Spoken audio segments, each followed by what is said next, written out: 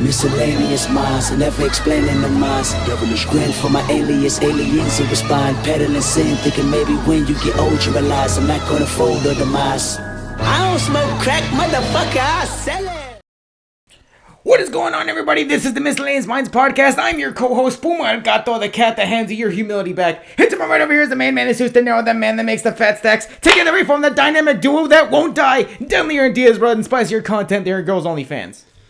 What's up, everybody? Before we get into the topic tonight, make sure to like, comment, hate, subscribe, DM us about the bullshit. And with that being said, let's go ahead and get right into it. So, as a lot of you saw, Tekashi69, he got what a lot of people thought was coming to him. My man was apparently at an LA Fitness. The story's all over the place. I guess he was in the sauna, which doesn't make a whole lot of sense to me because he's wearing some sort of jacket. I guess, according to some people, it's a pretty expensive jacket. And then there's like his boxers or some shit, or his briefs or whatever the fuck. But apparently he was in the sauna. These 3 or 4 dudes came up, started whooping his ass. Now, when me and my man saw this, I actually saw the full video earlier today, actually. It's a little fucked up, I'm not gonna lie.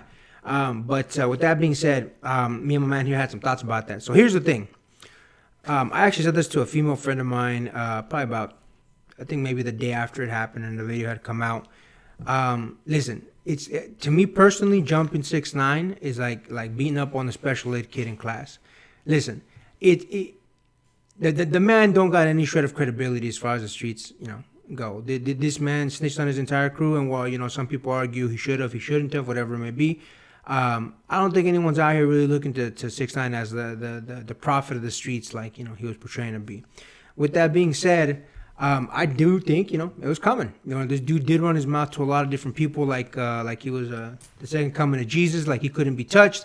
So I do think that, let's be honest. I'm honestly kind of surprised it didn't happen earlier. But before I kind of get into a little bit more of my thoughts, what do you think about that, my man? There was also another theory as to why this sort of happened. So prior to him going to LA Fitness with no bodyguards, he was actually at the World Baseball Classic, and it was a match between Puerto Rico and Mexico. Mexico won, by the way.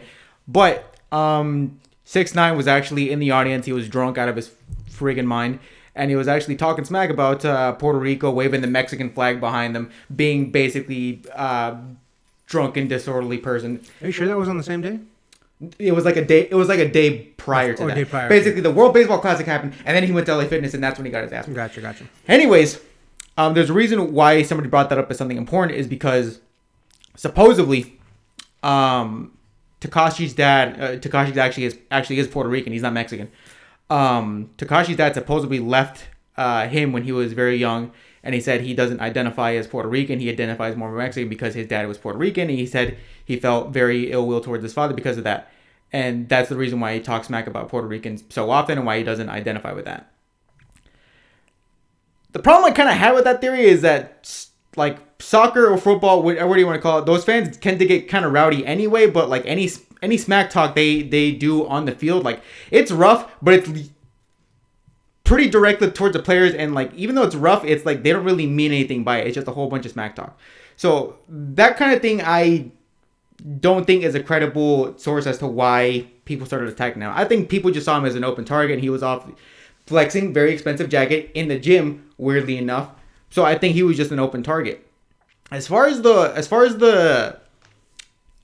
his feelings toward his own Puerto Rican side, like, look, man, that's something you gotta reconcile with yourself. Don't bring down an entire your own entire people just because you had issues with your own father, man. That's something that's an L you gotta hold on your own. That's something you gotta reconcile with yourself. Look, man, I'm gonna be honest with you. I don't know how much that had to do with it. I'm not saying it didn't, because obviously, I did see a couple stories about how the dude that whooped his ass is Puerto Rican or something like that. I don't know. I can't confirm that. I don't know if it's true. But here's the thing. The fact that it took 3 of these dudes to whoop this man's ass. Let's be honest, man. If you see 6ix9ine, he's not an intimidating dude. He's a small little dude.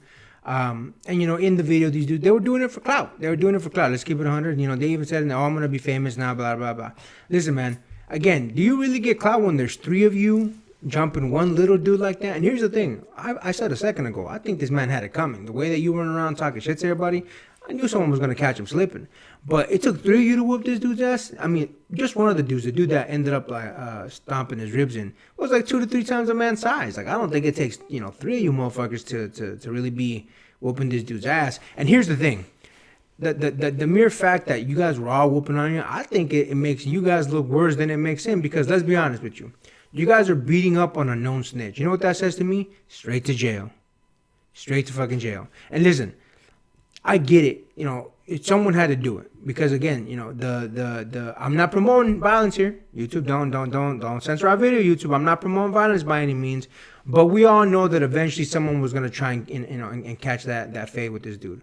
But I don't know, man. It just doesn't sit right with me that it took 3 of you to whoop on this little tiny ass dude. It's just weird, man. To me, it's just us. And I get it. They did it for clout, blah, blah. But how much clout are you really going to get? Especially because apparently now, like, they have an idea of who the main dude was, I guess. I was actually listening to a different YouTuber talk about it today. They have an idea of who the dude is. They haven't completely confirmed it, but I guess obviously because you could see one of the dudes in the video. They're pretty sure they know who it is.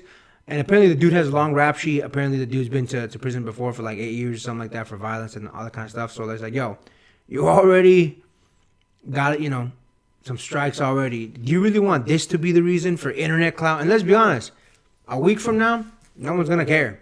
Everyone's making fun of it right now. It's hot. It just happened. It's fresh in the news.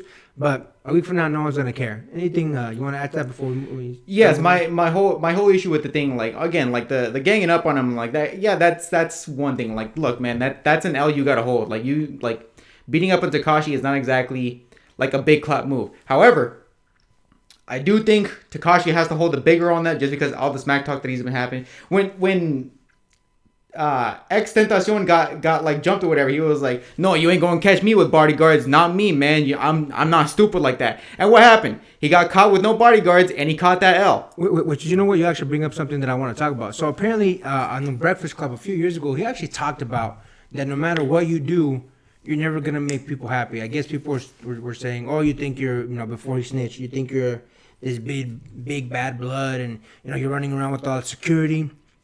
And then he said on that same Breakfast Club interview, but he's like, but if I'm without people, people are gonna say, and I do get caught slipping, people are gonna say, oh, well, where was the security? Which is funny because in this instance, people were saying, oh, where was his security? Why was he alone? So he was right about that. It's and I'm not really wanting to give this man props, but whether he would have had security with him, they would have called him a pussy. They would have called him a chicken for not having those people with him. But the fact they did, now people are saying, well, why didn't you have security? Like, again, this is just proof that no matter what you do, people are going to find some way to complain and bitch to you about the shit that you do. So, in a weird way, the internet proved them right. Which the thing is, like, the internet's a funny place, man. The internet can be all in on a situation and they're completely right, but then the next day completely wrong. Like, how are you going to diss the man but then also prove him right? Which, the fact that we're saying, or the fact that I'm saying, in a weird way, Tekashi was right is a little disheartening, a little sad, but it is what it is. I'm not lying, my man. That's gonna be it for me. Do you want to add anything to that? Nah, I think I'm good. All right. With that being said, like I said at the beginning, like, comment, hate, subscribe, DM us about the bullshit. And with that being said, until next time, get rest and stay blessed. We'll see you on the next one.